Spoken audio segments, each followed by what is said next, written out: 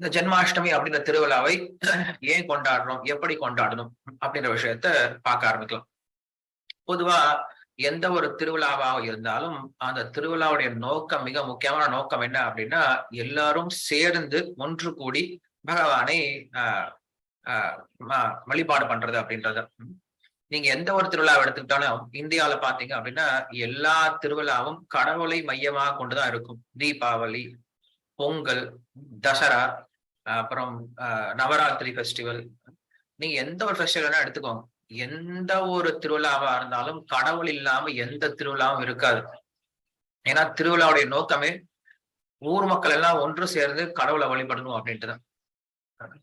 இதை போன்ற திருவிழாக்கள் ஒவ்வொரு ஊர்லயும் கண்டிப்பா இருக்கும். ஒவ்வொரு கிராமத்திலயும் ஒரு திருவிழா இருக்கும். ஒவ்வொரு குடும்பத்துக்கும் ஒரு திருவிழா இருக்கும் இல்லையா? ஒவ்வொரு வீட்லயும் ஒரு திருவிழா இருக்கும்.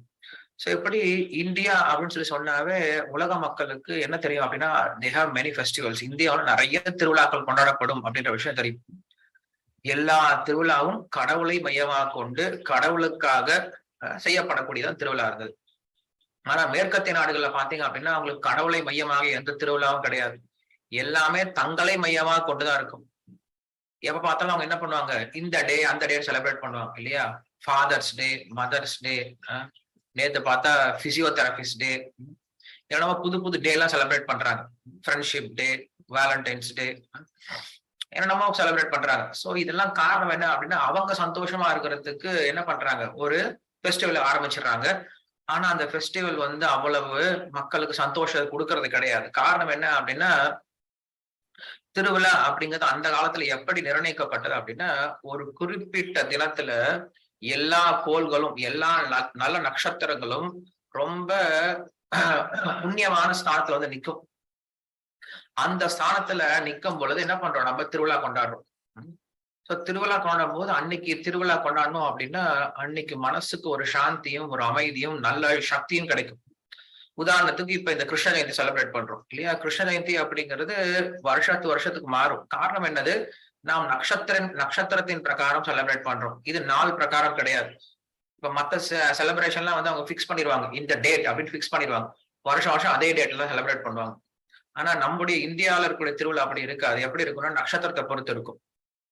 சோ அப்ப நட்சத்திரத்தை பொறுத்து பண்ணும்போது என்ன ஆகும்னா, நம்முடைய நட்சத்திரங்கள் எல்லாமே ஒரு இடத்துல ரொம்ப புண்ணியமான இடத்துல, ரொம்ப மங்களகரமான இடத்துல ஒன்று கூடும். அப்ப உலக மக்களுக்கு எல்லாருக்கும் ஒரு நன்மை கிடைக்கும் திருவிழா கொண்டாடணும் அப்படின்னா. சோ அதனால அன்னைக்கு திருவிழாக்கள் அவ்வளவு பிரசித்தமா இருக்கு. இது வரைக்கும் திருவிழா கொண்டாடிட்டு இருக்கோம். இன்னைக்கு இந்தியாவில் இருக்கக்கூடிய திருவிழாக்கள் உலகம் முழுக்க எல்லாரும் கொண்டாட ஆரம்பிச்சிட்டாங்க. தீபாவளியா இருந்தாலும் சரி, மக்கர சங்கராந்தின்னு சொல்லக்கூடிய பொங்கலா இருந்தாலும் சரி, கிருஷ்ண ஜெயந்தியா இருந்தாலும் சரி, ரத யாத்திரையா இருந்தாலும் சரி, என்ன பண்றாங்க, உலகம் முழுக்கம் எல்லாம் என்ன பண்றாங்கன்னா கொண்டாட ஆரம்பிச்சுட்டாங்க, கடவுளை மையமாக கொண்டு. அதனால திருவிழா அப்படின்னாவே கடவுளை மையமாக கொண்டு செலிப்ரேட் பண்ணும் முதல் விஷயம். ரெண்டாவது, அந்த திதியில கொண்டாடணும். அதுதான் ஒருத்தனுக்கு சந்தோஷத்தையும் உண்மையான பலனையும் கொடுக்கும். திதி பிரகாரம் கொண்டாடாம நாள் பிரகாரம் கொண்டாடணும் அப்படின்னா அது பிரயோஜனமா இருக்காது. அதுக்கப்புறம் இந்த திருவிழா இன்னொரு முக்கியமான விஷயம் என்ன அப்படின்னா, மக்கள் எல்லாரும் ஒன்று சேர்வதற்கான ஒரு வாய்ப்பு இருக்கு. அன்னைக்குதான் என்ன பண்ணுவாங்க, சொந்தக்காரங்களாம் ஒன்று சேர்ந்து குடும்பமாக என்ன பண்ணுவாங்க, ஒருத்தர் பார்த்துக்கிட்டு பேசிக்கிட்டு எல்லாரும் சேர்ந்து கொண்டாடக்கூடியது திருவிழா அப்படின்னு சொல்றோம். அதுக்கப்புறம் திருவிழாவுடைய இன்னொரு நோக்கம் என்ன அப்படின்னா, இன்னைக்கு வரக்கூடிய யங்கர் ஜெனரேஷனுக்கு, அதாவது வரக்கூடிய பிள்ளைகளுக்கு நம்ம காட்டுறோம், பார்ப்பா கடவுள் அப்படின்னா இப்படிதான் இருப்பார், நாம் கடவுளை இப்படிதான் வழிபடணும் அப்படின்னு சொல்லிட்டு என்ன பண்றோம், நம்ம அவங்களுக்கு சொல்லி கொடுக்குறோம். சோ திருவிழாக்கள் என்ன பண்ணும் அப்படின்னா, வரக்கூடிய சந்ததிகளுக்கு ஒரு வழிகாட்டியா இருக்கும். நம்முடைய கலாச்சாரத்தை, நம்முடைய பெருமையை, நம்முடைய வேத விஷயத்தில் இருக்கக்கூடிய மதிப்பை என்ன பண்ணும், அவங்களுக்கு அதிகப்படுத்தி காட்டும். இப்படிதான்ப்பா நம்ம இருக்கணும், நம்முடைய வாழ்க்கை இப்படிதான் இருக்கும், நம்முடைய குடும்பம் இப்படிதான் இருக்கும், நம்முடைய கலாச்சாரம் இப்படிதான் இருக்கும், என்ன பண்ண அவங்களுக்கு சொல்லி காட்டலாம். சோ இதுக்காக என்ன பண்ணணும், திருவிழா கொண்டாடணும். அதற்கப்புறம் யார் ஒருத்தனுக்கு கடவுளை பத்தி தெரிஞ்சுக்கணும் அப்படின்னு நினைக்கிறாங்களோ அவங்களுக்கும் இது ஒரு நல்ல வாய்ப்பா இருக்கும். ஏன்னா திருவிழா அன்னைக்கு அவங்க என்ன பண்றாங்க, உண்மையாலுமே கடவுளை பாக்குறாங்க. மக்கள் எத்தனை பேர் சேர்ந்து அந்த கடவுளை கொண்டாடுறாங்க அப்படின்னு சொல்லும் பொழுது அவங்களுக்கு அந்த நம்பிக்கை வளர ஆரம்பிக்கும். அதனால திருவிழாக்கள் அப்படிங்கிறது என்னைக்குமே மக்களுடைய மனதில நம்பிக்கை அதிகப்படுத்தக்கூடிய விஷயமா இருக்கு. நம்பிக்கை இல்லாதவங்களுக்கும் நம்பிக்கை வந்துடும் அந்த திருவிழா பார்க்கும் பொழுது. ஏன்னா இத்தனை 1000 பேர் சேர்றாங்களே, இப்படி பகவானுக்காக சேவை பண்றாங்கன்னு நினைக்கும் பொழுது அவங்களுக்கு என்ன ஆகும், மனசுல சின்னதா ஒரு நம்பிக்கை பிறக்க ஆரம்பிக்கும். அதனால திருவிழாக்களை நம்ம சரியா உபயோகப்படுத்திட்டோம் அப்படின்னா நிறைய புது மக்கள் என்ன பண்ணலாம், இந்த பக்தி பாதையில கொண்டுட்டு வரதுக்கு வாய்ப்பு இருக்கு. சோ இதுதான் திருவிழாக்கள்லாம் அன்னைக்கு கொண்டாடப்பட்டது. சோ திருவிழா அன்னைக்கு என்ன பண்ணுவாங்க, எல்லாரும் தங்களையே மறந்து போயிட்டு சேவையில முழுமையா ஈடுபடுவாங்க. எப்படி ஒரு வீட்டுல கல்யாணம் நடக்குதோ, ஒருத்தர் வீட்டுல கல்யாணம் பண்றாங்க அப்படின்னா அந்த பெண்ணுடைய அப்பா அம்மா காலையில இருந்து சாயந்தரம் வரைக்கும் சாப்பிடவே மாட்டாங்க. அவங்க விரதம் இருக்காங்களான்னா விரதம் எல்லாம் கிடையாது. உங்க பொண்ணுடைய கல்யாணத்துக்கு நீங்க விரதம் இருக்கணும்னு யாராவது சொன்னாங்களா? சொல்லவே கிடையாது. பட் அவங்களாம் என்ன பண்ணுவாங்க, சாப்பிடவே மாட்டாங்க. காரணம் என்ன அப்படின்னா அவ்வளவு பிஸியா இருப்பாங்க. எல்லாரையும் வரவங்களை கவனிக்கிறது, அரேஞ்ச்மெண்ட்ஸ் பண்ணி வைக்கிறது, அப்புறம் தன்னுடைய பெண்ணு கல்யாணம் நடந்தேன்னு சொல்லிட்டு எப்படி இருக்கா, ரொம்ப ஆனந்தத்துல இருப்பாங்க, மனசு நிறைஞ்சு இருக்கும். அப்புறம் வந்தவங்க எல்லாத்தையும் மறுபடியும் நன்றி சொல்லி அனுப்பி வைக்கிறது, அவங்கள உபச்சாரணம் பண்றது, எல்லா வேலைகளையும் இழுத்து போட்டு பண்றது. இப்படி எல்லா வேலையும் செய்ய செய்ய அவங்களுக்கு என்ன கிடைக்காது, நேரமே கிடைக்காது சாப்பிடறதுக்கு கூட. ஓடிக்கிட்டே இருப்பாங்க. சோ திருவிழாவும் இப்படிதான் இருக்கணும். திருவிழா அன்னைக்கு பொதுவா நம்ம என்ன சொல்றோம், இப்ப கிருஷ்ண ஜெயந்தி அப்படின்னா நம்ம விரதம் இருக்கும்னு சொல்லி சொல்றோம். விரதம் இருக்கிறது ஒரு தண்டனையா நம்ம பார்க்க கூடாது. அன்னைக்கு விரதம் எப்படி இருந்தாங்க அப்படின்னா, அவங்க அவ்வளவு சேவை பண்ணுவாங்க. அந்த சேவையில என்ன பண்ணாங்க அப்படின்னா, தாங்க சாப்பிடணும், ஐயோ நான் சாப்பிடவே இல்லையான்றது கூட மறந்து போயிடுவாங்க. தன்னுடைய உணவை கூட மறந்து போயிட்டு என்ன பண்ணுவாங்க, நாள் முழுவதும் சேவை பண்ணிட்டே இருப்பாங்க. இப்படிதான் விரதம் அப்படிங்கிறது தோன்றியது. கிருஷ்ணர் அன்னைக்கு நீங்க விரதம் இருந்தீங்கன்னா அவர் ரொம்ப சந்தோஷமா இருப்பார். யாரு அப்படி சொல்லுவாங்க? நீ பட்னியா கடை நான் சந்தோஷமா இருப்பேன்னு யாராவது சொல்லுவாங்களா? சொல்ல மாட்டாங்க. ஆனா நம்முடைய ஆனந்தம், நம்முடைய செயல்பாடுகள், நம்முடைய சேவையில் நம்ம என்ன பண்றோம், ரொம்ப ஈடுபட்டதுனால சாப்பிட்றத கூட மறந்து போயிடுவோம். அப்படி இருக்கணுமா திருவிழா அப்படின்னா? நம்முடைய உடலை மறந்து, நம்முடைய மனசை மறந்து, நம்முடைய பசி தாகம் எல்லாத்தையும், சோர்வு தூக்கம் எல்லாத்தையும் மறந்து என்ன பண்றாங்க அன்னைக்கு, அவங்களுக்கு ஒரே சந்தோஷம். அடேங்கப்பா, இத்தனாயிரம் பேர் கிருஷ்ணரை பார்க்க வந்திருக்காங்களே, இந்த ஜீவாத்மாக்கள் எத்தனை பிறவியா தப்பிச்சு ஓடிட்டு இருந்தது கிருஷ்ணர் கிட்ட இருந்து இல்லையா? ரொம்ப எக்ஸ்பர்ட்டா என்ன பண்ணோம், எத்தனை கோடி பிறவிகளா கிருஷ்ணர் கிட்ட தப்பிச்சு ஓடிட்டு இருந்தோம். ஆனா ஏதோ ஒரு வகையில ஏதோ ஒரு பாக்கியத்தினால இந்த ஜீவாத்மாக்கள் எல்லாமே இப்ப ஒரு முறை கிருஷ்ணரை பாக்குறதுக்காக வந்திருக்காங்க. இவர்கள் எல்லாரும் கிருஷ்ணருடைய கெஸ்ட், உறவினர்கள் இல்லையா, அவங்களுடைய விருந்தாளிகள். சோ அவர்களை நம்ம நல்லா கவனிச்சு அனுப்பணும். அப்படி செஞ்சோம் அப்படின்னா இவர்கள் மறுபடியும் இங்க வரத்துக்கு வாய்ப்பு இருக்கும் அப்படின்னு சொல்லிட்டு என்ன பண்றாங்க, பக்தர்கள் வரக்கூடிய புது பக்தர்களை பார்த்துக்கிறது அவ்வளவு மும்முரமா இருக்காங்க. அந்த மும்முரத்துல அவங்க சாப்பிட்றத மறந்துடுறாங்க, தூங்குறத மறந்துடுறாங்க, பசி தாகம் உடல் சோர்வு எல்லாத்தையும் மறந்துட்டு சேவை பண்ணிட்டு இருக்காங்க. சோ இப்படிதான் இன்னைக்கு விரதம் அப்படிங்கிறது ஏற்பட ஆரம்பிச்சே தவிர யாரையும் கட்டுப்படுத்தி நீ சாப்பிடாம இருக்கணும், தண்ணி குடிக்காம இருக்கணும், மூச்சு கூட விடாம இருக்கணும் அப்படின்ட்டு யாரையும் சொல்றது கிடையாது. அப்படி விரதம் இருக்கணும்ன்ற அவசியமும் கிடையாது. அப்படி விரதம் இருந்தோம் அப்படின்னா மனசெல்லாம் சாப்பாட்டே இருக்கும். ஐயோ சாப்பிடலையே கிருஷ்ணரை மறந்து போயிடும், சாப்பாடே நினைச்சிட்டு இருக்கும். அதனால நம்ம திருவிழா அன்னைக்கு என்ன பண்ணணும், நம்மள ரொம்ப பிஸியா வச்சு இருக்கணும். ஃப்ரீயா இருந்தோம் அப்படின்னா மனசு வேற விஷயத்தை யோசிக்க ஆரம்பிக்கும், அப்புறம் சாப்பிடதான் யோசிக்க ஆரம்பிக்கும். அதனால ஜென்மாஷ்டமி அன்னைக்கு என்ன பண்ணுங்க, உங்களை நீங்களே முழுமையாவே ஈடுபடுத்திட்டே இருங்க. சேவையில ஏதாவது ஒரு சேவையில ஈடுபடுத்திட்டே இருங்க. பக்தர்களோட இருங்க. கோவிலுக்கு போயிருங்க. அன்னைக்கு ஒரு நாள் என்ன பண்ணுங்க, வீட்டை விட்டு கொஞ்சம் கோயிலுக்கு போயிருங்க. எல்லாத்தையும் மறந்து போயிருங்க. உங்களுடைய வேலை, உங்களுடைய வீட்டு வேலை, உங்களுடைய தொழில் எல்லாத்தையும் மறந்துட்டு ஒரு நாளாவது என்ன பண்ணுங்க, போய் கோயில்ல கிருஷ்ணரோட சேர்ந்துருங்க, பக்தரோட சேர்ந்துருங்க. குறிப்பா இஸ்கான் டெம்பிளுக்கு போயிருங்க. ஏன்னா மற்ற கோயில்கள்ல இந்த அளவுக்கு இனி கிருஷ்ண பக்திய இந்த கிருஷ்ண ஜெயந்தி யாரும் எவ்வளவு செலிப்ரேட் பண்றது கிடையாது. நாங்க இதை ரொம்ப தைரியமாவே சொல்ல முடியும். உலகம் முழுவதும் இன்றும் கிருஷ்ண ஜெயந்தியை ரொம்ப விமர்சையா கொண்டாடுறது யாரு அப்படின்னா இஸ்கான் டெம்பிள் மட்டும்தான். ஏன்னா இந்த அளவுக்கு கிருஷ்ண ஜெயந்தியை உயர்ந்த லெவலுக்கு கொண்டு போய் வேற யாரும் செலிப்ரேட் பண்றது கிடையாது. இது எப்படி சாத்தியமானது அப்படின்னா ஸ்ரீல பிரபுபாதருடைய கருணையினால. ஸ்ரீல பிரபுபாதர் அப்படின்ற ஒரு நபர், தனி நபருடைய முயற்சியினால இன்னைக்கு உலகம் முழுவதும் என்ன பண்றாங்க, கிருஷ்ண ஜெயந்தியை கொண்டாடிட்டு இருக்காங்க. சோ அதனால நம்ம முதல்ல அவருக்கு தான் நன்றி சொல்லணும். இப்படியாக இந்த கிருஷ்ண ஜெயந்தி இன்னைக்கு உலகம் முழுவதும் கொண்டாடக்கூடிய ஒரு பாக்கியம் நம்மளுக்கு கிடைச்சிருக்கு. அதை நம்ம சரியா உபயோகப்படுத்திக்கணும். நாமும் இந்த கிருஷ்ண ஜெயந்தி அப்ப கிருஷ்ணருக்காக அதிகம் சேவை செஞ்சு நம்முடைய ஆன்மீக பலத்தையும் அதிகப்படுத்திக்கணும். அதே போல புது மக்கள் என்ன பண்ணணும், இதுல ஈடுபடுத்தி அவங்களுடைய புண்ணியத்தையும் அதிகப்படுத்தி அவங்களுக்கு என்ன பண்ணணும், நம்ம பக்தியை கொடுக்க முயற்சி பண்ணணும். வேற எந்த விதமான யோசனையும் அவங்களுக்கு இருக்கக்கூடாது. இந்த 3-4 நாட்களும் கிருஷ்ணருக்காக நம்ம கொடுக்கறதுக்கு ஒரு பெரிய வாய்ப்பு இருக்கு. வேற எதையும் யோசிக்க வேண்டாம். சேவையில் ஈடுபடுங்க. புதுசா வரவங்களுக்கு கிருஷ்ணரை பத்தி சொல்லி கொடுங்க. புதுசா கூட்டிட்டு வாங்க, நிறைய பேர் கிருஷ்ணர் பக்கத்துல கூட்டிட்டு வாங்க. சோ இதை நம்ம பண்ண முடியும். சரி, ஏன் இந்த ஜென்மாஷ்டம செலிப்ரேட் பண்றோம்? இது ஒரு முக்கியமான கேள்வி. கிருஷ்ணர் எப்பயோ பிறந்தார், 5000 வருஷத்துக்கு முன்னாடி பிறந்தார். கம்சனை கொன்னாரு, நிறைய அசுரர்களை கொன்னாரு, அவங்க அப்பா அம்மாக்கு உதவிகரமா இருந்தாரு இல்லையா? எல்லாமே அவங்களுக்கு தானே பிரயோஜனம். 5-6 வருஷத்துக்கு முன்னாடி செஞ்ச வேலை எனக்கு எப்படி பிரயோஜனமா இருக்கும்? அவங்களுக்கு வேணா அது பிரயோஜனமா இருக்கலாமே, எனக்கு எப்படி இது பிரயோஜனம்? நான் ஏன் அதை கொண்டாடணும் அப்படின்ற கேள்வி இன்னைக்கு நிறைய மக்களுக்கு இருக்கு. ஆமா, கிருஷ்ணர் தோன்றினார், நிறைய அசுரர்களை கொன்னார், உலகத்தினுடைய பாரத்தை குறைத்தார், அதே போல தர்மத்தை அப்ப ஸ்தாபனம் பண்ணார், அதர்மத்தை அழித்தார், அங்க இருந்த பக்தர்களை காப்பாத்தினார் இல்லையா?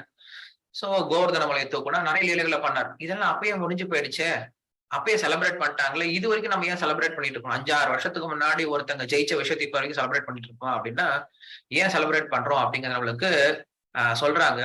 காரணம் என்ன அப்படின்னா, கிருஷ்ணர் தோன்றியது அந்த காலத்து மக்களுக்கு மட்டும் உபயோகம் கிடையாது, இந்த காலம் வரைக்கும் உபயோகப்படுத்திட்டு இருக்கு.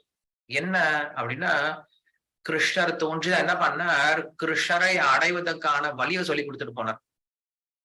மற்ற அவதாரங்களுக்கும் கிருஷ்ண அவதாரத்துக்கும் என்ன பெரிய வித்தியாசம் அப்படின்னா, மற்ற அவதாரங்கள் வருவாங்க, அவங்க லீலையை பண்ணுவாங்க, போயிட்டே இருப்பாங்க. இப்ப நரசிம்ம அவதாரமோ, வாமன அவதாரமோ, மத்ஸ்ய அவதாரமோ, கூர்ம அவதாரமோ, வராக அவதாரமோ என்ன பண்றாங்க, அவங்க லீலைக்காக வராங்க, அவங்க லீலைகளை பண்றாங்க, போய் சேர்ந்துடுறாங்க. ஆனா கிருஷ்ணர் அப்படி கிடையாது. கிருஷ்ணர் வந்தார், அவர் லீலைகளை செஞ்சார், லீலைகளை செஞ்சுட்டு உடனே கிளம்பில்ல. இந்த உலக மக்களும் தன்னை எவ்வாறு அடைய முடியும் அப்படின்ற வழியை சொல்லி கொடுத்துட்டு போனாங்க. அந்த வழி அப்படிங்கிறது நம்மளுக்கு தான் பகவத்கீதை அப்படின்ற சாஸ்திரம் சொல்றோம். சோ பகவத்கீதை அப்படின்ற சாஸ்திரத்தை கிருஷ்ணர் கொடுத்ததுனால நம்ம என்ன பண்றோம், இது வரைக்கும் கிருஷ்ணரை கொண்டாடிட்டு இருக்கோம். ஏன்னா பகவத்கீதைய போல ஒரு சாஸ்திரம் கிடையாது. ஏகம் சாஸ்திரம் தேவகி புத்திரம் கீதம், இது ஆதிசங்கரர் சொல்லக்கூடியது. ஆதிசங்கர் தான் முதல் என்ன பண்றாரு, பகவத்கீதை எவ்வளவு உயர்ந்தது அப்படின்ற விஷயத்த நம்மளுக்கு உலகத்துல கொண்டு வந்து காட்ட. இல்லைன்னா பகவத்கீதை அப்படிங்கிறது மகாபாரதத்துல ஒரு பகுதி, பகவத்கீதைன்னு தனியா எழுதி வைக்கல வியாசதேவர். மகாபாரதத்துல ஒரு உரையாடல். கிருஷ்ணர் நிறைய சமயத்துல பேசிட்டு இருக்கார் இல்லையா? கிருஷ்ணர் பகவத்கீதையில மட்டுமா பேசுறார்? மகாபாரதம் முழுவதும் பார்த்தோம் அப்படின்னா கிருஷ்ணர் நிறைய இடத்துல பேசுறார். கிருஷ்ணர் யுதிஷ்ட மகாராஜன் கிட்ட பேசுறார், கிருஷ்ணர் பீமர் கிட்டயும் பேசியிருக்கார், கிருஷ்ணர் துருவன் கிட்ட பேசியிருக்காரு, கிருஷ்ணர் மாலாக்காரன் கிட்ட பேசியிருக்கார், கிருஷ்ணர் குப்ஜை கிட்ட பேசியிருக்கார். கிருஷ்ணர் யார்கிட்டதான் பேசல, கிருஷ்ணர் மட்டும்தான் எல்லார்கிட்டையும் பேசியிருக்கார். எல்லாரும் கிருஷ்ணர்கிட்டையும் பேச முடியும், கிருஷ்ணரும் எல்லார்கிட்டையும் பேசுவார். ஒரு பாரபட்சம் பார்க்காம, எந்த விதமான பாகுபாடும் பார்க்காம எல்லாரோடையும் கலந்து போன ஒரு அவதாரம்னா அது கிருஷ்ண அவதாரம் மட்டும்தான். மற்ற அவதாரங்கள்லாம் இப்படி இருக்காது. மற்ற அவதாரங்கள்லாம் ரொம்ப ரிசர்வ்டா இருப்பாங்க, யாரும் அவங்க பக்கத்திலேயே போக முடியாது, குறிப்பிட்ட நபர்கள் மட்டும்தான் பேச முடியும். ஆனா கிருஷ்ண அவதாரம் மட்டும்தான் என்ன பண்ணாரு, மனிதரோட ரொம்ப கலந்து போயிட்டார். காரணம் என்ன அப்படின்னா, இந்த கிருஷ்ண அவதாரம் அப்படிங்கிறது மனித குலத்துக்கான அவதாரம். மற்ற அவதாரங்கள் தோன்றுவதற்கு முன்னாடி நம்ம சாஸ்திரங்கள்ல பார்ப்போம், எல்லா தேவர்களும் என்ன பண்ணுவாங்க, போய் முறையிடுவாங்க. இப்ப நரசிம்ம அவதாரமோ இல்ல வாமன அவதாரமோ, இந்த அவதாரங்களுக்கு முன்னாடி என்ன பண்ணுவாங்க, போய் தேவர்கள் எல்லாம் போய் பகவானிடம் முறையிடுவாங்க. பகவானே, எங்களை அசுரர்கள் தொல்லப்படுத்துறாங்க, எங்களை காப்பாத்துங்க அப்படின்னு சொல்லி வேண்டுவாங்க. உடனே பகவான் என்ன போறாரு, நான் அவதாரம் பண்றேன், அவதாரம் பண்ணி எல்லாத்தையும் முடிச்சுட்டு போவார். ஆனா கிருஷ்ண அவதாரத்துக்கு தேவர்கள் போய் யாரும் பிரார்த்தனை எல்லாம் பண்ணல. ஏன்னா தேவர்களுக்கு ஒரு பிரச்சனையும் கிடையாது, கம்சன் தேவர்களுக்கு ஒரு பிரச்சனையும் கொடுக்கல, அதனால தேவர்களும் ரொம்ப சந்தோஷமா தான் இருக்காங்க. ஆனா பூதேவிக்கு ஒரே பெரிய பிரச்சனை. ஏன்னா பூதேவி தான் என்ன பண்றாங்க, இந்த அசுரர்கள் எல்லாத்தையும் தாங்கிட்டு இருக்காங்க. பூதேவிக்கு பிடிக்கவே இல்லை. இந்த பூதேவி இந்த உலக மக்களுடைய அம்மாவா இருக்கிறதுனால, தாயா இருக்கிறதுனால பூதேவி ரொம்ப கஷ்டப்படுறாங்க, இங்க இருக்கக்கூடிய மக்கள், உலக மக்கள் ரொம்ப கஷ்டப்படுறாங்கன்னு சொல்லிட்டு என்ன பண்ணாங்க, அவங்க ஒரு பசுவுடைய உருவத்தை எடுத்துக்கிட்டு போய் பகவானிடம் பிரார்த்தனை பண்றாங்க. சோ பகவான் என்ன பண்றாரு, சரி நான் தோன்றுகிறேன், இந்த உலகத்துல நான் வரேன் அப்படின்னு சொல்லி சொல்றாரு. மற்ற தேவர்கள்லாம் வழிபடும் போது கிருஷ்ணர் அவதாரங்களை அனுப்பிச்சு வச்சாரு. ஆனா மனிதர்களுக்காக கிருஷ்ணர் தானே இறங்கி வந்தார். இதுதான் கிருஷ்ண அவதாரத்துடைய சிறப்பு. மனிதர்களுக்காக வந்த அவதாரம் மட்டும்தான் கிருஷ்ண அவதாரம் மட்டும்தான். தேவர்களுக்காக நிறைய அவதாரம் இருக்கு, ஆனா மனித குலத்துக்கான ஒரு அவதாரம் அப்படின்னா அது கிருஷ்ண அவதாரம் மட்டும்தான். அதனால என்ன பண்ணாரு, அவரு மனிதர்களோட ரொம்ப ஒன்றி போய் என்ன பண்ணாரு அப்படின்னா அவதாரத்தினுடைய லீலைகளை பண்ணார். கிருஷ்ணர் எல்லாத்தோடய பேசிட்டு இருந்தார். ஆனா இந்த பகவத்கீதை மட்டும் ஏன் இவ்வளவு சிறப்பானதா இருக்கு? பகவத்கீதை மட்டும் கிடையாது, நிறைய கீதைகள் இருக்கு இல்லையா? ஆயுத கீதை இருக்கு, ஹம்ச கீதை இருக்கு, ருத்ர கீதை இருக்கு, உத்தவ கீதை இருக்கு, சிவகீதை இருக்கு, நிறைய விதமான கீதைகள் இருக்கு. ஆனா பகவத்கீதை மட்டும் நம்ம ஏன் கொண்டாடுறோம் அப்படின்னா, இந்த பகவத்கீதை அப்படிங்கிறது சாஸ்திரத்தினுடைய எல்லா உபனிஷத்துக்களுடைய சாரமா அமைஞ்சிருக்கு. நம்ம சாஸ்திரத்தெல்லாம் படிச்சு புரிஞ்சுக்கிட்டு பகவான் அடையிறது சாத்தியமே இல்லாத விஷயம். அதனால என்ன பண்றாரு, தன்னை அடைவதற்கான மிக எளிய மிக உறுதியான வழி என்ன பண்றாரு, ரொம்ப எளிமையா சொல்லி கொடுத்துட்டு போயிட்டார். இல்லைன்னா இந்த மாதிரி உபனிஷத்தினுடைய சாரமான விஷயத்தை யாரும் சொல்லிக் கொடுக்க மாட்டாங்க. அந்த விஷயத்த என்ன பண்ணாரு அவரு மகாபாரத போர்ல சொல்லி கொடுத்துட்டு போயிட்டாரு. இந்த விஷயத்த முதல் என்ன பண்றாரு ஆதிசங்கரர் பாக்குறாரு. பார்த்துட்டு இந்த இந்த விஷயத்த எடுக்கிறார். அதனால என்ன பண்ணாரு, இந்த பகவத்கீதைக்கு முதல்ல அவரு வியாக்கியானம் கொடுத்தார். அவர் சொல்றாரு, ஏகோ ஏகம் சாஸ்திரம் தேவகி புத்திர கீதம் அப்படின்னு சொல்லி சொல்றாரு. இந்த உலகத்தில் ஒரே ஒரு சாஸ்திரம் இருக்கட்டும், அது தேவகி கொடுத்த பகவத்கீதையா இருக்கட்டும். ஏகோ தேவகா தேவகி நந்தன ஏவ, இந்த உலகத்தில் ஒரே ஒரு தேவன் இருக்கட்டும், அது தேவகியினுடைய பையனாகிய கிருஷ்ணராக இருக்கட்டும். நாமாபி ஏகம், இந்த உலகத்துல ஒரே ஒரு மந்திரம் இருக்கட்டும்.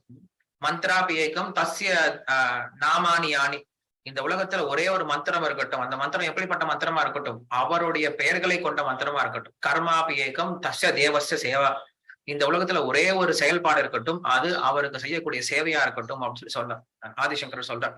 சோ இப்படி ஆதிசங்கரர் முதலாக நாம் பார்க்கக்கூடிய ஸ்ரீல பிரபுபாதர் வரைக்கும் எல்லா ஆச்சாரியர்களும் பகவான் கிருஷ்ணர் கொடுத்த அந்த பகவத்கீதையை அப்படி புகழ்ந்திருக்காங்க, தங்களுடைய உயிரா எடுத்திருக்காங்க. ஏன்னா பகவத்கீதை அப்படிங்கிறது ஒரு மனித குலத்துக்கே கிடைச்ச மிகப்பெரிய வரப்பிரசாதம். பகவத்கீதை அப்படிங்கிறது நீங்க எந்த கண்ணோட்டத்துல இருந்து வேணா பார்க்கலாம். நீங்க சாதாரண ஒரு மனிதன் வாழ்க்கை எப்படி வாழணும் அப்படின்ற கண்ணோட்டத்துல இருந்து பார்க்கலாம். பெண்கள் எப்படி இருக்கணும், குழந்தைகள் எப்படி இருக்கணும், ஒரு மருத்துவர் எப்படி இருக்கணும், உடம்ப நம்ம எப்படி பார்த்துக்கணும், சமுதாயத்தை எப்படி சீர்படுத்தணும், எல்லா வகையிலிருந்து பார்க்கலாம். இல்ல ஒரு மனோதத்துவ நிபுணர் எப்படி பார்க்கணும், மனோ தத்துவத்தை எப்படி புரிஞ்சுக்கணும், யோகத்தை எப்படி தெரிஞ்சுக்கணும், இந்த சுற்றுச்சூழலை எப்படி நாம் பாதுகாக்கணும், இல்ல சத்வகுணம் ரஜோகுணம் தமோகுணம்னா என்னது, உணவு பழக்கத்தை நம்ம எப்படி மாற்றிக்கணும், இப்படி நீங்க அறிவியல் பூர்வமா எப்படி புரிஞ்சுக்கிறது, இல்ல இலக்கிய பூர்வமா எப்படி புரிஞ்சுக்கிறது, இல்ல கிராமர் அப்படின்னு பார்த்தோம்னா சம்ஸ்கிருத லாங்குவேஜ்ல எப்படி புரிஞ்சுக்கிறது, இப்படி நீங்க பகவத்கீதை என்ன பண்ணலாம் அப்படின்னா நிறைய கண்ணோட்டத்துல இருந்து பார்க்க முடியும், நிறைய டைமென்ஷன்ஸ்ல இருந்து பார்க்க முடியும். பகவத்கீதைக்கு எல்லா டைமென்ஷன்ஸும் இருக்கு. எந்த பக்கம் திரும்பி பார்த்தாலும் பகவத்கீதை உங்களுக்கு ஆன்சர் கொடுக்கும். இப்படிப்பட்ட சாஸ்திரம் இது வரைக்கும் உலகத்துல கிடையாது, இனிமேல வரப்போறதும் கிடையாது. அவ்வளவு பெரிய சாஸ்திரத்தை கொடுக்கறதுக்காக தான் கிருஷ்ணர் இந்த உலகத்துக்கு வந்தாரு. இதுதான் குந்தி மகாராணி சொல்றாங்க. குந்தி மகாராணி தன்னுடைய பிரார்த்தனையில சொல்றாங்க, கிருஷ்ண ஒரு சில மக்கள் யோசிக்கிறாங்க, நீ இந்த உலகத்துக்கு வந்ததுக்கு காரணம் என்ன தெரியுமா, உலகத்துடைய பாரத்தை குறைக்கிறதுக்கு வந்தேன்னு சொல்லி சொல்றாங்க. இன்னும் ஒரு சிலர் சொல்றாங்க பூதேவிக்காக வந்தேன்னு சொல்லி சொல்றாங்க. இன்னும் ஒரு சிலர் தேவகி வசுதேவனை காப்பாற்றுறதுக்காக வந்தேன்னு சொல்லி சொல்றாங்க. இன்னும் ஒரு சிலர் அசுரர்களை அழிப்பதற்காக சொல்லி சொல்றாங்க. இன்னும் ஒரு சிலர் கம்சனை அழிப்பதற்காக சொல்லி சொல்றாங்க. ஆனா எனக்குதான் உண்மையான அர்த்தம் தெரியும், நீ எதுக்காக வந்த அப்படின்னு சொல்லிட்டு.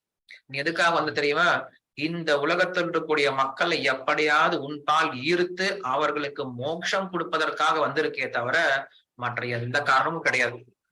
ஏன்னா மற்ற எல்லா காரணத்தையும் என்ன பண்ணலாம், பகவான் மேல இருந்தே கொடுத்திருக்கலாம். எதாஹி தர்மஸ்ய அப்படின்னு சொல்ற பரித்ராணாய சாதுனாம், சாதுக்களை காப்பதற்காக மேல இருந்தே காப்பாத்திட்டு போயிடலாம். விநாசாய துஷ்கிருதாம், மேல உட்காந்துட்டு வைகுண்டத்துல உட்காந்துட்டு அசுரர்கள் அழியட்டும், அழிஞ்சிருவாங்க.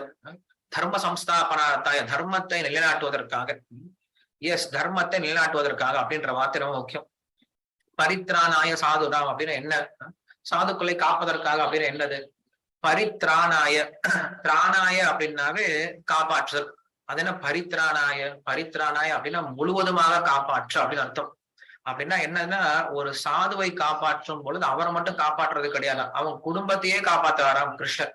அதான் பரித்ராணாயன்னு சொல்லி சொல்றாங்க. ஒரு குடும்பத்துல ஒரு பக்தன் வந்துட்டான் அப்படின்னா அந்த ஒரு பக்தனை மையமாக கொண்டு அந்த குடும்பத்துக்கு என்ன பண்றாரு, அவர் நல்லது பண்றாரு. இதுதான் பரித்ராணாய. அதனால ஒரு குடும்பத்துல ஒரு பக்தன் நாம் நல்ல பக்தனா மாறிட்டோம் அப்படின்னா நம்ம குடும்பத்துக்கே அது பிரயோஜனமா இருக்கும், குடும்பத்துக்கே அது புண்ணியத்தை மோட்சத்தை கொடுக்கும். நல்ல பரித்ராணாய சாதுனாம், விநாசாய துஷ்கிருதம், துஷ்கிருதர்கள் தவறு செய்யக்கூடியவர்கள், விநாசனம், நாசனம் அப்படின்னு சொல்லலாம். விநாசனம் அப்படின்ற வார்த்தையை யூஸ் பண்றாரு, முழுமையாக அழிச்சிடுறாரு அப்படின்னு சொல்றாரு. அப்படின்னு என்ன அர்த்தம், இங்க துஷ்கிருதர்கள், இங்க அசுரர்கள்லாம் யாரு, நம்ம எல்லாருக்குள்ள அந்த அசுர குணம் இருக்கு. சோ அந்த அசுர குணத்தை என்ன பண்றாரு, முழுமையாக அழிச்சிடறாரு. நம்ம மனசுல இருக்கக்கூடிய அசுர குணத்தை முழுமையாக அழிச்சிடறாரு. ஏன்னா அசுரன் அப்படின்றவன் தனியா ஒண்ணும் பிறந்து வர்றது கிடையாது. நம்ம கிட்ட இருக்கக்கூடிய நமக்குள்ள இருக்கக்கூடிய கெட்ட குணங்கள் தான் என்ன பண்றோம், அசுரத்தன்மையை வெளிப்படுத்துது. ஒரே மனுஷக்குள்ள தேவத்தன்மையும் இருக்கு, அசுரத்தன்மையும் இருக்கு. அந்தந்த சமயத்துல அது என்ன பண்ணுது, வெளியில வருது.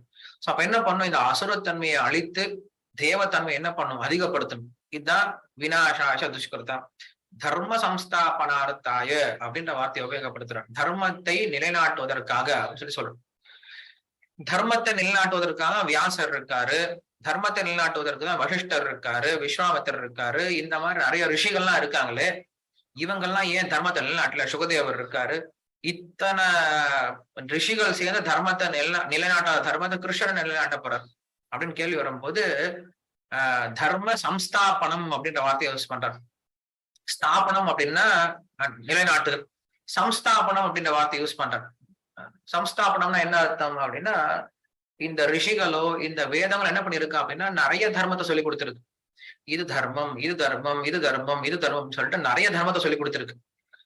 அப்ப பிறந்த மனிதர்களுக்கு ஒரே குழப்பம், நான் எந்த தர்மத்தை ஃபாலோ பண்ணுயா அப்படின்னு சொல்லிட்டு. ஏன்னா தர்மம் அப்படிங்கிறது பகவானை அடைவதற்கான ஒரு வழி, அவ்வளவுதான் விஷயம். தர்மம்னா என்னது? இந்த ஆத்மா பரமாத்மாவை அடைவதற்கான வழிமுறை என்ன சொல்றோம்? தர்மம் அப்படின்னு சொல்லி சொல்றோம். சோ அப்ப ஒருத்தரை போய் ஒரு இடத்துக்கு போய் அடையணும் அப்படின்னா நமக்கு ஒரு வழி இருந்தா பரவாயில்ல. 100 வழி சொல்லி கொடுத்தாங்கன்னா குழம்பி போயிடுவான். கொஞ்ச நேரம் இந்த பக்கம் போறது, கொஞ்ச நேரம் அந்த பக்கம் போறது, இப்படி போறது அப்படி போறது, அவன் போய் சேர முடியாது. சோ இப்படி மனிதர்கள் என்ன பண்ணாங்க? குழப்பத்துல போய் முடிஞ்சுட்டாங்களாம். நான் பகவானை அடைவதற்கான வழி என்னது? ஏன்னா சாஸ்திரம் நிறைய சொல்லி கொடுத்தது, ஒரே குழப்பமா இருக்கான். அப்ப என்ன பண்றார்? பகவான் இந்த உலகத்துல இறங்கி வந்து இந்த உலகத்துல என்னை அடைவதற்கான ஒரே ஒரு வழி என்ன அப்படின்னா பக்தி வழிமுறை மட்டும்தான் அப்படின்ற அந்த பக்தி அப்படிங்கிற விஷயத்தை அதிகப்படுத்துவதற்காக அதான் தர்ம சம்ஸ்தாபனம். எல்லா தர்மத்தை காட்டிலும் உயர்ந்த தர்மம், ஒரே ஒரு தர்மம், என்னை அடைவதற்கான மிக எளிய அதே சமயத்துல மிக சக்தி வாய்ந்த தர்மம் என்ன அப்படின்னா பக்தி அப்படின்ற தர்மம் மட்டும்தான். அந்த பாகவத தர்மத்தை நிலைநாட்டுவதற்காக அப்படின்றதுனாலதான் அங்க தர்ம சம்ஸ்தாபனம் அப்படின்ற வார்த்தை உபயோகப்படுத்துறார். சோ இதனாலதான் பகவான் இந்த உலகத்துக்கு கீழே இறங்கி வரார். சோ பகவான் வரதுடைய நோக்கமே என்னது? நம்மை எப்படியாவது அவர் பால் ஈர்க்கணும் அப்படின்றதுதான். அதனால இந்த ஜென்மாஷ்டமி அன்னைக்கு நாம் என்ன பண்ணணும்? நம்முடைய மனசை கிருஷ்ணருக்காக கொடுத்தணும். அதான் கிருஷ்ணர் எக்ஸ்பெக்ட் பண்றார். ஜென்மாஷ்டமிக்கு நம்ம எதை கொடுக்குறோமோ இல்லையோ நம்முடைய நேரத்தை கொஞ்சமாவது கொடுக்கணும், நம்முடைய மனசை கொடுக்கணும், நம்முடைய சுதந்திரத்தை கிருஷ்ணர்கிட்ட கொடுத்தணும். அதே போல மற்றவங்க என்ன பண்ணும்? கிருஷ்ணர்கிட்ட கொண்டு வந்து சேர்க்கணும். ஏன்னா கிருஷ்ணருடைய நோக்கமே மற்றவங்களை ஈர்க்கணும், அவர் பால் பக்தியை கொடுக்கணும் அப்படின்னு தான். அந்த விஷயத்த நம்ம ஹெல்ப் பண்ணணும்னு வச்சுக்கோங்களேன், அதை விட ஒரு பெரிய சந்தோஷம் என்ன இருக்கு கிருஷ்ணருக்கு? கிருஷ்ணருக்கு நம்ம எதுவும் ஹெல்ப் பண்ண முடியாது, ஏன்னா அவருக்கு எல்லா சக்தியும் இருக்கு. ஆனா அவருக்கே ஒரு ஹெல்ப் தேவைப்படுது. என்ன ஹெல்ப் தேவைப்படுது? இந்த உலகத்தில் இருக்கக்கூடிய ஆத்மாக்களை எப்படியாவது கிருஷ்ணர் பக்கத்துல கொண்டு வர முடியறது தான் கிருஷ்ணருக்கு செய்யக்கூடிய பெரிய ஹெல்ப். அதனால முடியலையா, எப்படியும் பிடிச்சி இழுத்து பாக்குறாரு, மக்கள் யாரும் வர மாட்டேங்கிறாங்க. ஆனா என்ன பண்றாரு? நம்ம கிட்ட அந்த பொறுப்பை கொடுத்துறாரு, நீங்க போய் கூட்டிட்டு வாங்கன்னு சொல்லிட்டாரு. சோ அப்ப நம்ம என்ன பண்றோம்? இந்த உலகத்துல ஏதாவது ஒரு ஆத்மாவை நம்ம கொண்டு வந்து கிருஷ்ணர் கிட்ட சேர்த்துறேன்னு வச்சுக்கோங்களேன், கிருஷ்ணர் ரொம்ப சந்தோஷப்படுறாரு. பரவாயில்லையேப்பா, எனக்காக ஒரு ஆத்மாவை, என்னுடைய பையனை மறுபடியும் கொண்டு வந்து சேர்த்தே அப்படின்னு சொல்லிட்டு ரொம்ப சந்தோஷப்படுறாரு. அதனால எல்லாம் வல்ல அந்த இறைவனுக்கு நாம் ஒரே ஒரு சின்ன உதவி செய்ய முடியும் அப்படின்னா, ஒரு சின்ன சேவை செய்ய முடியும் அப்படின்னா, அந்த சேவை என்னது? இந்த உலகத்தில் இருக்கக்கூடிய ஆத்மாக்கள் எப்படியாவது கொண்டு வந்து கிருஷ்ணரோட நம்ம இணைச்சிட்டோம் அப்படின்னா அதுதான் கிருஷ்ணருக்கு நம்ம செய்யக்கூடிய மிகப்பெரிய சேவை. அந்த சேவை செய்வதற்கான ஒரு நல்ல வாய்ப்பு தான் இந்த ஜென்மாஷ்டமி. ஜென்மாஷ்டமி அன்னைக்கு புது மக்கள் என்ன பண்ணுங்க? நிறைய பேரை வரவழைக்க முயற்சி பண்ணுங்க, கோயிலுக்கு கூட்டிட்டு வாங்க, தரிசனம் காட்டுங்க, பிரசாதம் கொடுங்க, மக்களுக்கு கிருஷ்ணர் பத்தி ஏதாவது சொல்லி கொடுங்க. ஏன் கிருஷ்ணர் தோன்றுகிறார், எவ்வாறு இதை கொண்டாடுறோம், இது ஏன் கொண்டாடுறோம், இந்த காரணத்தை எல்லாம் சொல்லி கொடுங்க. நம்ம பாதம் போட்டு சீரை சாப்பிட்டு இதை மட்டும் செஞ்சா திருவிழா கிடையாது. இதெல்லாம் இன்னைக்கு மறந்து போயிட்டாங்க நிறைய பேர். அதனால என்ன பண்ணுங்க? ஜென்மாஷ்டமி நம்ம ஏன் கொண்டாடுறோம், எப்படி கொண்டாடணும், இதனுடைய அர்த்தம் என்ன, நோக்கம் என்ன பண்ணுங்க, மக்களுக்கு சொல்லிக் கொடுக்க முயற்சி பண்ணுங்க. இப்ப இந்த உபன்யாசம் கொடுத்துருக்கோம், என்ன பண்ணுங்க அப்படின்னா, இப்ப தினசரி இந்த மாதிரி உபன்யாசம் கொடுத்துட்டு இருக்கோம். நீங்க என்ன பண்ணலாம்? இந்த உபன்யாசம் முடிஞ்ச பின்னாடி இதை நீங்க மற்றவங்களுக்கு என்ன பண்ணலாம்? இன்னைக்கு உங்களுடைய குரூப்ஸ்ல அனுப்பிச்சு விடலாம். அப்ப நிறைய பேர் கேட்க ஆரம்பிப்பாங்க. நீங்க நிறைய பேருக்கு நல்ல விஷயங்களை சொல்லி கொடுக்கறதுக்கு ஆள் கிடையாது, கெட்ட விஷயங்களை சொல்றதுக்கு நிறைய சோசியல் மீடியால நிறைய கண்டென்ட்ஸ் வந்துட்டே இருக்கு. நம்ம என்ன பண்ணணும்? நம்மளால முடிஞ்ச வரைக்கும் நல்ல கண்டென்ட்ஸ் என்ன பண்ணணும்? சோசியல் மீடியால நம்ம அனுப்பிச்சுட்டே இருக்கணும். மக்கள் அகஸ்மாத்தா என்ன பண்ணுவாங்க? தினசரி பார்த்துட்டே இருக்காங்க, ஒரு நாள் கேட்கணும் அப்படின்ற ஆசை வரும், அப்ப கேட்க ஆரம்பிப்பாங்க. அப்ப அவங்களுக்கு பக்தி புரிய ஆரம்பிக்கும். அதனால நமக்கு இருக்கக்கூடிய சோசியல் மீடியா நம்ம என்ன பண்ணலாம்? சரியா யூஸ் பண்ணிக்கலாம். மக்களுக்கு நிறைய என்ன பண்ணலாம்? முடிஞ்ச வரைக்கும் இந்த சோசியல் மீடியால ஷேர் பண்ணி நம்ம அவர்களுக்கும் இந்த கிருஷ்ண பக்தி என்ன, குறிப்பா இந்த கிருஷ்ண ஜெயந்தி ஏன் கொண்டாடுறோம், எப்படி கொண்டாடணும் அப்படின்ற விஷயத்த என்ன பண்ணலாம்? நிறைய பேருக்கு சொல்லிக் கொடுக்க முயற்சி பண்ணுங்க. இந்த உபன்யாசம் முடிஞ்சோடனே எல்லாத்தையும் மறந்து போயிடாதீங்க, கண்டினியூ பண்ணுங்க. எல்லாரும் ஜென்மாஷ்டமிக்கு வாங்க. ஜென்மாஷ்டமி உங்களுடைய எந்த ஊர்ல இருக்கீங்களோ அன்னைக்கு போய் கிருஷ்ணரை பார்த்துட்டு ஏதாவது கிருஷ்ணருக்கு ஏதாவது ஒரு சின்ன சேவை செஞ்சுட்டு வாங்க. மக்களை என்ன பண்ணுங்க? புதுசா இருக்கிறவங்களையும் கிருஷ்ண பக்தி கொண்டு வரதுக்கு அவங்களையும் கோயிலுக்கு